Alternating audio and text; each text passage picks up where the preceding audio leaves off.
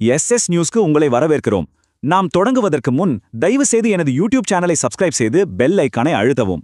இந்த அறிக்கை உங்களுக்கு பயனுள்ளதாகவும் ஈடுபாட்டுடனும் இருப்பதாக நீங்கள் கருதினால் தயவு செய்து சப்ஸ்கிரைப் செய்து இந்த வீடியோவை பகிரும்படி கேட்டுக்கொள்கிறேன். இப்போது பல தசாப்தங்களாக அமைதியாக தூங்கிக் கொண்டிருந்த இந்தியாவின் கிழக்கு எல்லையில் திடீரென வீச தொடங்கியிருக்கும் ஒரு மாபெரும் புவிசார் அரசியல் புயலுக்குள் நாம் நுழைவோம். சற்று யோசித்து பாருங்கள். பல ஆண்டுகளாக ஒப்பீட்டளவில் அமைதியாக இருந்த ஒரு எல்லை இப்போது ஏன் திடீரென ஒரு போர்க்கால பதற்றத்தை உணர்கிறது? மேற்கு வங்கத்திற்கும் வங்கதேசத்திற்கும் இடையிலான இந்த எல்லையில் நடக்கும் விஷயங்கள் ஏதோ தற்செயலான நிகழ்வுகள் அல்ல. ஒட்டுமொத்த தெற்காசியாவின் வரைபடத்தையே மாற்றி எழுதப் போகும், இந்தியாவின் பாதுகாப்பையே நிர்ணயிக்கப் போகும் ஒரு மிகப்பெரிய வரலாற்று திருப்புமுனையின் விளிம்பில் நாம் நிற்கிறோம். அந்த அமைதியான நிலப்பரப்பில் அப்படி என்னதான் நடந்து கொண்டிருக்கிறது? இந்த நெருக்கடியின் உண்மையான ஆழத்தை புரிந்து கொள்ள நாம் ஒரு பிரம்மாண்டமான எண்ணை கவனிக்க வேண்டும். 4096. ஆம், இந்தியா தனது அண்டை நாடான வங்கதேசத்துடன் பகிர்ந்து கொள்ளும் எல்லையின் மொத்த நீளம் இதுதான். 4096 கிலோமீட்டர்கள். இதில் பாதிக்கும் மேற்பட்ட பகுதி வெறும் மேற்குவங்க மாநிலத்தை மட்டுமே ஒட்டியிருக்கிறது. இதைவிட மிக முக்கியமான, அதே சமயம் ஆபத்தான விஷயம் என்ன தெரியுமா? இந்தியாவின் ஒட்டுமொத்த வடகிழக்கு மாநிலங்களையும் நாட்டின் பிரதான நிலப்பரப்போடு இணைக்கும் மிக சிறிய ஆனால் மிக முக்கியமான தமனி போன்ற பாதையான சிக்கன் நெக் பகுதிக்கு மிக அருகிலேயே இந்த எல்லை ஊடுருவிச் செல்கிறது. அந்த இடத்தில் நடக்கும் ஒரு சிறிய சலசலப்பு கூட இந்தியாவின் ஒட்டுமொத்த பாதுகாப்பு பெருஞ்சுவரிலும் ஒரு மிகப்பெரிய விரிசலை ஏற்படுத்திவிடும். இந்த அச்சங்களுக்கு மத்தியில் எல்லையின் மறுபுறமான டாக்காவில் அரங்கேறும் அரசியல் மாற்றங்கள் நிலைமையை மேலும் தீவிரமாக்குகின்றன.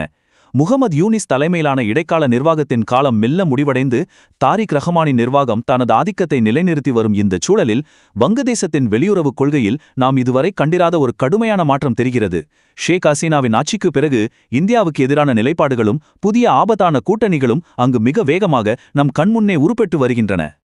இந்த அரசியல் மாற்றம் எவ்வளவு ஆபத்தானது என்பதற்கு மிக தெளிவான, நம்மை அதிர்ச்சியடையச் செய்யும் ஒரு உதாரணம் சமீபத்தில் நிகழ்ந்துள்ளது.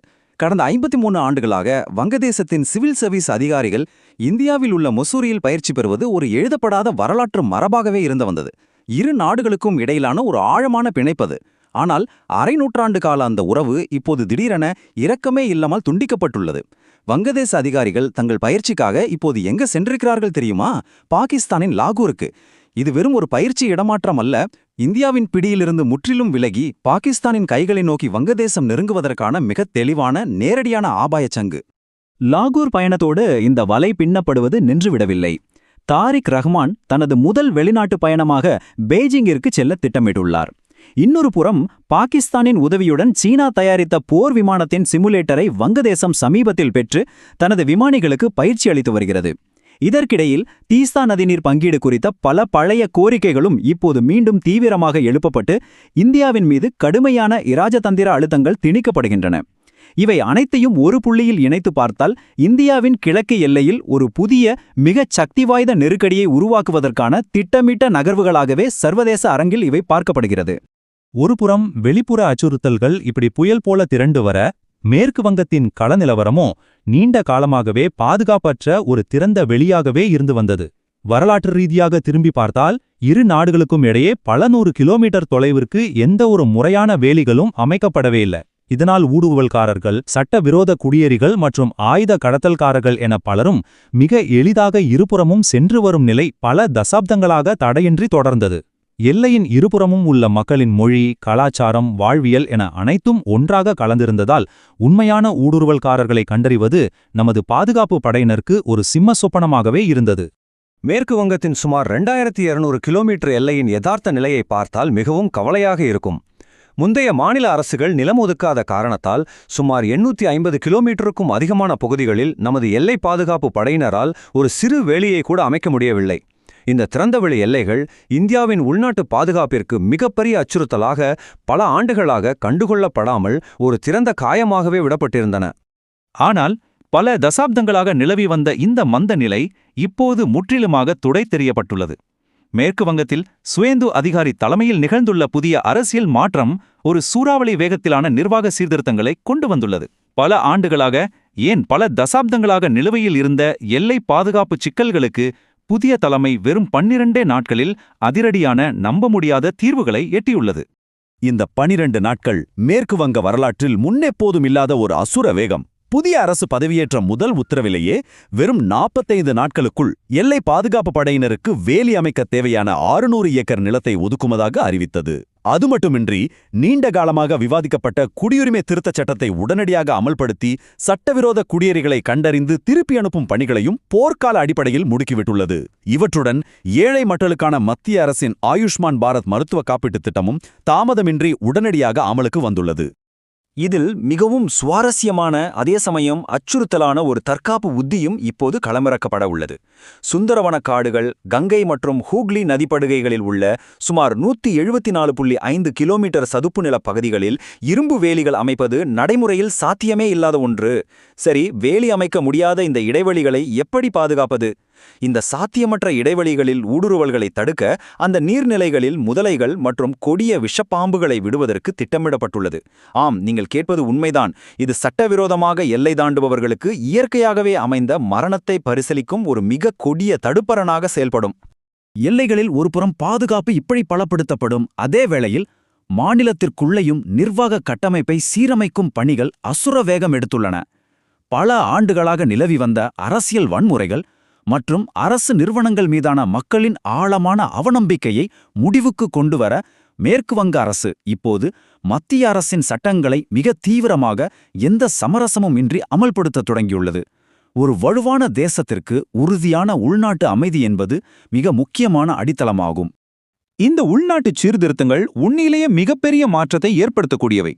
நீண்ட காலமாக நிறுத்தப்பட்டிருந்த மக்கள் தொகை கணக்கெடுப்பு இப்போது உடனடியாக மீண்டும் தொடங்கப்பட்டுள்ளது.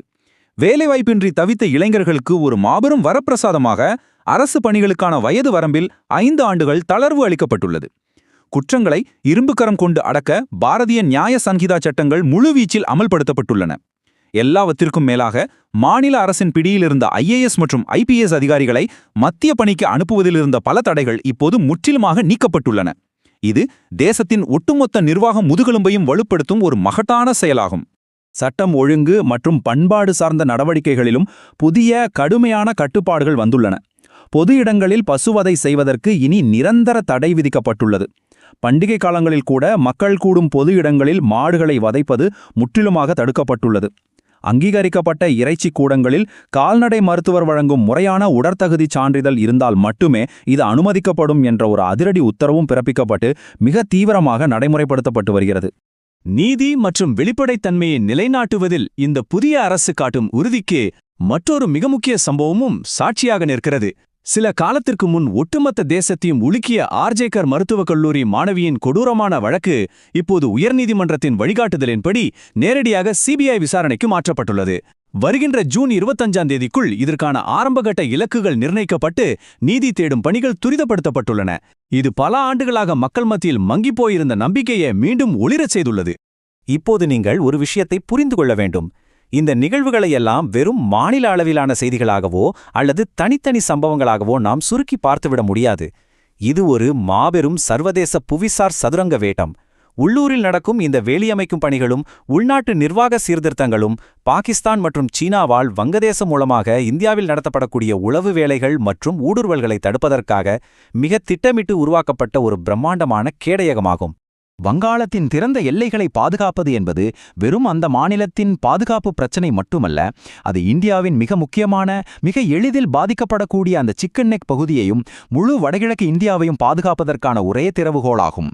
டாக்காவில் சீனா மற்றும் பாகிஸ்தானின் இருண்ட ஆதிக்கம் நாளுக்கு நாள் அதிகரித்து வரும் இந்த ஆபத்தான வேளையில் மேற்கு வங்கத்தில் எடுக்கப்படும் இந்த துரித நடவடிக்கைகள் இந்தியாவின் இறையாண்மையை காப்பதற்கான அத்தியாவசியமான அவசரமான தற்காப்பு அரணாகும். இப்போது நம் கண்முன் நிற்கும் மிகப்பெரிய வரலாற்று ரீதியான கேள்வி இதுதான்.